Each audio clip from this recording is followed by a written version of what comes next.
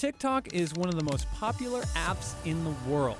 It's been downloaded over 1 billion times in the 2 years that it's been around.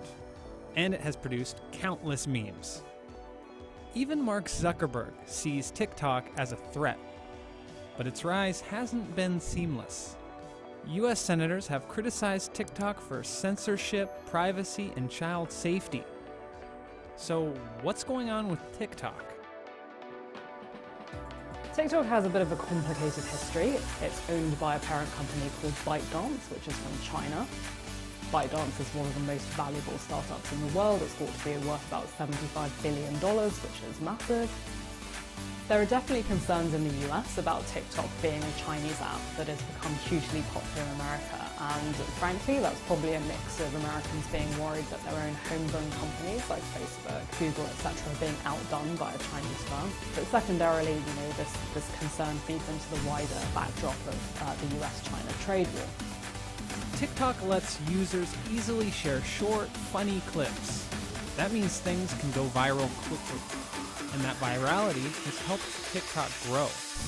So TikTok has about 1 billion monthly active users, which is about the same as Instagram. And TikTok, in terms of downloads, is absolutely besting the competition. It's beaten Instagram, Snapchat, Facebook. That's not to say in total TikTok is more popular than these apps. It's to say that it's growing really quickly. Part of the reason is because TikTok is relatively new. It's only been around properly for 1 or 2 years. And so there's a kind of natural newness bias there. The billions of people who are already going to download Instagram, WhatsApp, Facebook, they'll have probably already downloaded those apps, whereas TikTok being new, the number of sort of growing installs we're seeing is about people downloading that app for the first time. It's all about these short video clips, most of which are kind of snappy and funny and involve someone kind of dancing and lip syncing to music. These things go viral really quickly, and it's also really easy to share what you've made on TikTok to other platforms. TikTok is sort of a natural successor to the once popular Vine. But there's a lot that sets TikTok apart from its current competition. One of the big criticisms of, let's say, Instagram is that everything feels very artificial on Instagram. It's not really an app about spontaneity or about posting spontaneously. It makes people feel kind of pressured to post the perfect picture, by extension show that they're living the perfect life.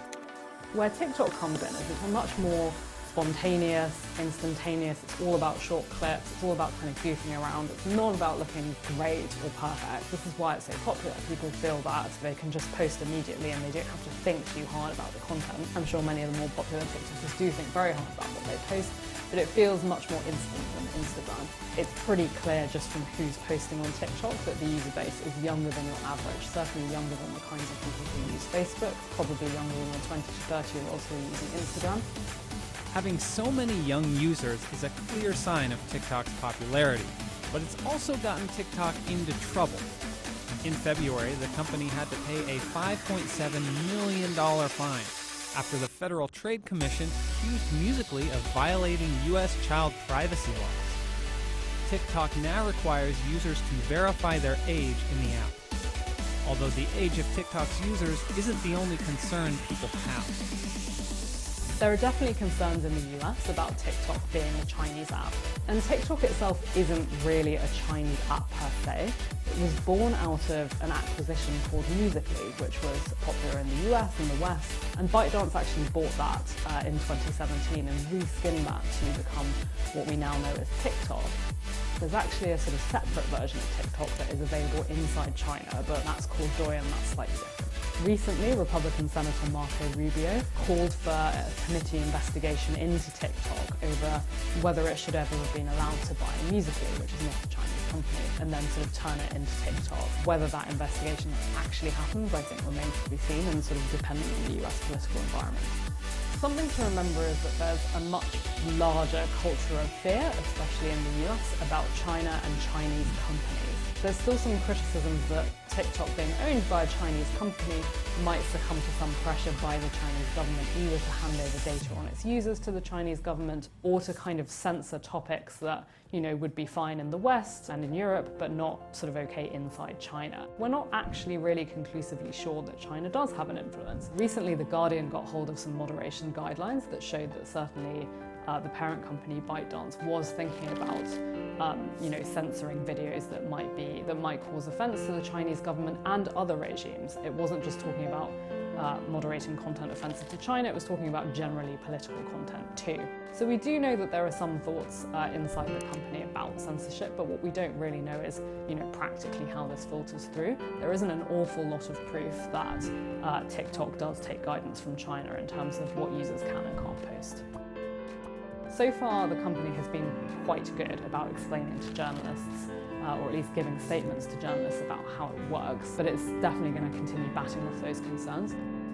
There's really no easy answer to how TikTok can balance free speech with Chinese censorship. It's going to have to make calls on a case-by-case basis. It's probably going to have to be really transparent about how and why it makes decisions.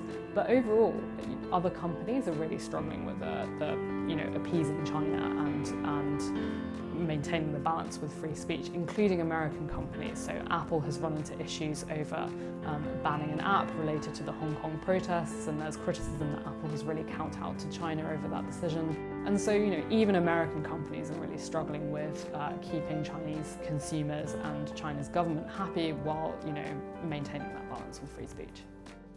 Despite its rapid growth, TikTok hasn't developed a strong source of revenue. TikTok has a lot of venture capital backing, but it will have to generate a profit eventually, which could mean ads or paywalled features. But if TikTok wants to continue growing at its current rate, it's going to have to find a way to gain the public's trust outside of China.